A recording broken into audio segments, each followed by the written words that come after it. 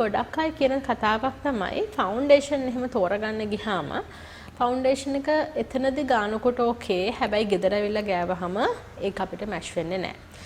Foundation එකක් අපි තෝරගන්නකොට බලන්න ඕනේ දේවල් ගොඩාක් තියෙනවා. ඒකින් ප්‍රධානම දෙයක් තමයි අපේ ස්කින් කලර් එක. ස්කින් කලර් එකට අපි ෆවුන්ඩේෂන් එකක් තෝරනකොට අනිවාර්යයෙන්ම ස්කින් ටයිප් එක, ඒ වගේම ස්කින් කලර් එක, අපේ අන්ඩර්ටෝන් එක කියන කාරණා තුනම අනිවාර්යයෙන්ම මැච් වෙන්න ඕනේ.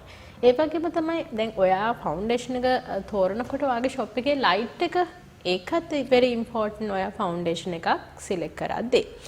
ඉතින් ෆවුන්ඩේෂන්ස් වගේම අපි බලමු සාමාන්‍යයෙන් අයිෂැඩෝ වර්ග වුණත් අපි තෝරගන්නකොට සමහර අයිෂැඩෝ පැලට්ස් වල පාටවල් එකකට එකක් පොඩ්ඩක්වත්ම මැච් වෙන්නේ නැහැ.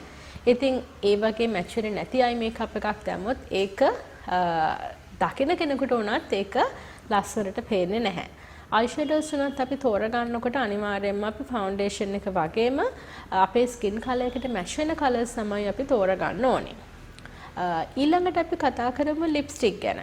සමහර වෙලාවට ලිප්ස්ටික් ගත්තොත් ලිප්ස්ටික් අපි දැක්කහම ඒක ලස්සනයි. හැබැයි අපි ගෑවහම ඒකේ වෙන පාටක් වෙනවා. එහෙම නැත්නම් අපිට මැච් වෙන්නේ නැහැ. ඒකට හේතුව තමයි අපි එක එක්කෙනාගේ ලිප් කලර්ස් එක්කෙනාගෙන් එක්කෙනාට වෙනස්.